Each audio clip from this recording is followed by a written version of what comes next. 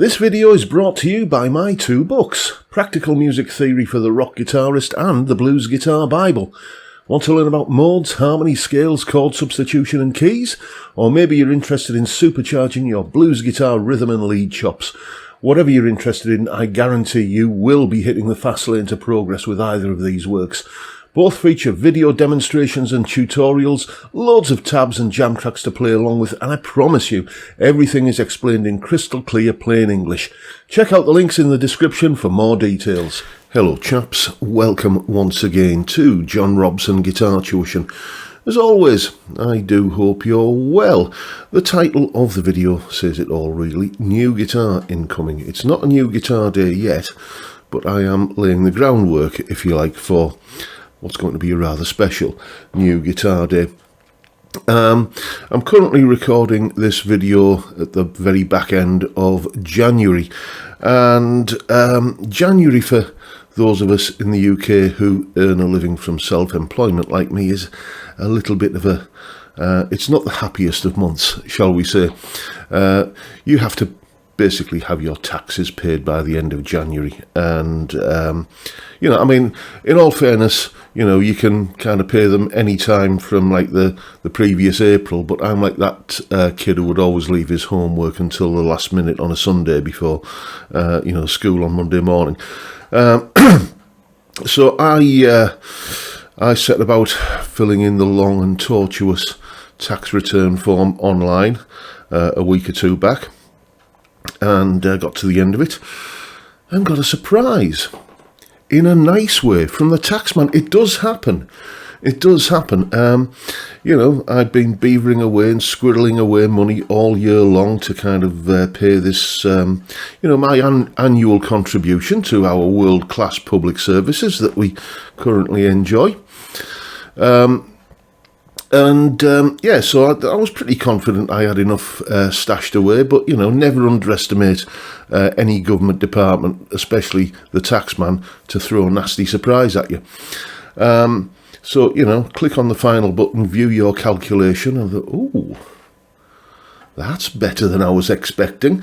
And so, what does any self-respecting guitar player do once they get a nice little, effectively a windfall like that?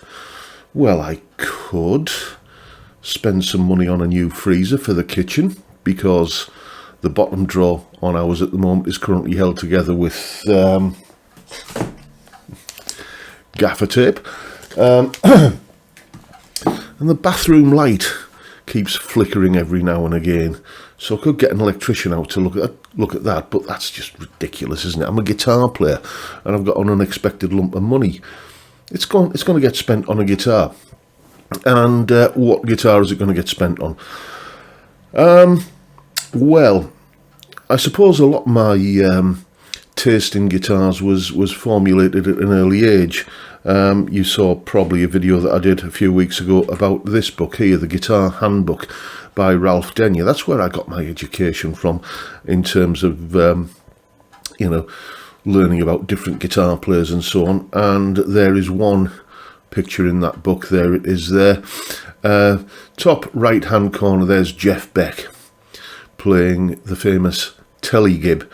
And I always just like the look of that picture. I don't know whether it's Jeff's stance as he's playing or just something just tickles me about that particular guitar. Here's another picture of Jeff playing it. And then another picture from an 80s, I think it's actually a 90s guitar magazine. That's probably the best picture of the guitar that a quick Google search would lend. I've always loved the look of that guitar, the sort of twin humbucker Telecaster. It's always been my, well, it's increasingly becoming my, you know, the thing that floats my boat. So, yes, we're going to have, or I'm going to have, a twin humbucker Telecaster built by the good folks at Agrajag. Cosmetically, what I want it to look like is that guitar, but as it would have been before it collected all of its battle scars and you know, dings and dents and forearm wear and everything. Not into relicking, so I want a guitar that looks like that guitar would have looked like when it was new. Of course, it never was a new guitar, the Telegib. It was built by Seymour Duncan for Jeff Beck in the early 70s, and you know, it's one of the ones that recently, you know, went under the hammer at that auction of Jeff's guitars. I've not really paid a lot of attention to that, but you know, I do remember seeing a video where they're interviewing the people from the auction house about many of Jeff's guitars, including that one. And it's always just, you know, being a guitar that I've always felt, yeah, I'd like something like that. So now I'm going to get one. The wish list, I've just got some notes here, is basically it's not going to be relict. Unlike the Telegib, let's have a look at it again. Mine is going to have 22 frets, because I do like a 22 fret neck, much prefer it to a 21 fret neck.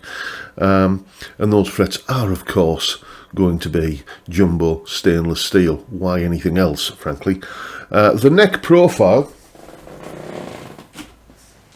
well, I'm just going to hand James at Agrajag this guitar, this Jet JT350 twin humbucker Telecaster. There we go, told you. And just say, just measure the living daylights out of this neck and copy this neck profile. It is probably the most comfortable neck of any of the guitars that are in this room at the moment. Also, you know, this kind of neck heel access thing here, you know, without the big bulky plate. And let's put that back. Not really bothered, oh, back in focus, not really bothered about rosewood or maple fretboard. I'm not looking for a replica of the Jeff Beck guitar here. I just want something that evokes that sort of spirit of it. So there's going to be ongoing conversations with James. I've already spoke to him about it and kind of booked my slot in the queue, as it were. And you know, so it'll either be a maple fretboard or a rosewood fretboard. You know, there's very vanishingly small chance that it's going to be ebony, but you know, because that's not really a Telecaster wood, is it? The body is just going to be a plain slab Telecaster breadboard kind of body, you know, a chopping board kind of thing. I find that actually quite comfortable. I find with like all too many contours and everything, the guitar just tends to slither around a little bit too much. It's one of the problems I have playing a Strat. Maybe just kind of round the edges off a little bit so they're not kind of overly square, but basically a slab body. In terms of the timber, don't know. You know, it's, and the main consideration is I don't want the guitar to be a boat anchor in terms of weight, and it needs to have that sort of butterscotch blonde kind of that blonde sort of see-through kind of thing. And if there's a nice little bit of wood grain going on there as well, then I'd be happy with that. Ash would be, you know, a good choice, but ash tends to be towards the heavier end of the spectrum. These, as I say, are all conversations that need to take place. The pickups, what's going on there then? Well, I like a nice kind of vintage output Alnico 2 humbucker. That's sort of where my happy zone tends to reside. And you know, you could go down the, you know, the sort of boutique route and get, you know, some expensive Seymour Duncans or bare knuckles or something like that. But, you know, I just don't think that is money well spent. You know, I can't hear the difference between those kind of pickups and, you know, something like Iron Gear or Wilkinson or Tone Rider or something. So that's where I'm going to go with that. You know, I'm thinking at the moment probably the Iron Gear Tesla Sharks, which are essentially a copy of, if you like, the Seymour Duncan Alnico Pro 2 humbuckers, which Slash used it for many a year. I think he has his own signature set of pickups now, but that was very much his go-to set of pickups. And I've had them in other guitars and they sound fantastic. And, you know, if it ain't broke, why fix it? The other thing I'm going to need on the guitar, and thankfully the Tesla Shark pickups are 4-conductor pickups, so we can do this, is 5-way switching. So just picture the 5-way switch in your head. This is how it's going to go. Basically like a Music Man guitar. All the way back, it's going to be bridge humbucker. Then next indent, so position 2, we're going to have the inner coils of both pickups. Then next position 3, it's going to be both humbuckers. The next position is going to be the outer coils, and then 5th position is going to be neck humbucker. So essentially you're getting bridge humbucker, a kind of in-between strat sound, both humbuckers, the sort of middle position on a Telecaster kind of sound, and then neck humbucker. The other thing that I've always thought about installing on various guitars, and now is an ideal opportunity to do it, is a blower switch. If you're not familiar with that, what that is basically it's a push-pull, or preferably a push-push switch on the tone control, where it just bypasses all of the pickup selector and the volume control and the tone control, and it just sends the full throttle bridge humbucker straight to the output. So that way you can dial in your volume control, on one of the single coil settings for a nice kind of clean, transparent, strummy sound, and then just punch that push on the tone control, and you've got a full throttle humbucker sound that's going to kick the amp into overdrive, and there's your kind of lead sound. That's the way I like to do things. I just find it more agreeable to me for some reason to have the kind of those transitions actually on the guitar, rather than have to worry about hitting a pedal. I think it's because I've got like massive feet that I'm always scared I'll hit the wrong pedal, because that has happened from time to time. So a twin humbucker Telecaster, 22 fret maple neck, stainless steel frets, stainless steel jumbo frets, same neck profile as that Jet guitar. Nice blonde Telecaster look. The other thing I want is, if we look at Jeff's guitar one more time, you can see that the neck pickup could be mounted into the scratch plate or pick guard or whatever you want to call it, but it is actually mounted in a pickup ring that's sat on that, and I don't know, aesthetically I just like that look. And if you look closely at that guitar there, you can see that it hasn't got a black pick guard, it's kind of a very, very dark red, so that chimes with my penchant for tortoiseshell pick guards. So I think it's going to have a tortoiseshell pick guard to go to it. So what I'm going to do now is open the banking app on my phone.